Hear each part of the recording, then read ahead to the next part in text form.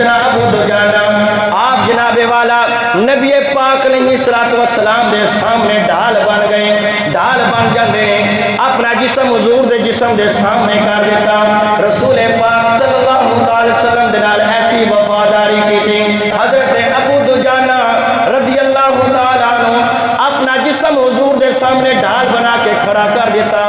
دوستو ذرا توجہ کرنا، وہ کوئی کھلونے والے تیر نہیں تھی۔ واہ قربان جاواں ابو دجانہ تیری عظمتوں اور تیری دلیری کو قربان جاواں، اپنا جسم حضور دے سامنے ڈھال بنا دیتا۔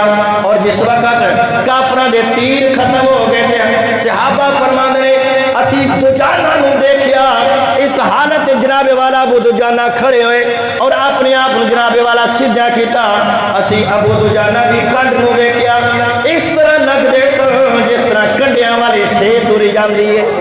آئے ہائے سمجھ نہیں آئی تانوں۔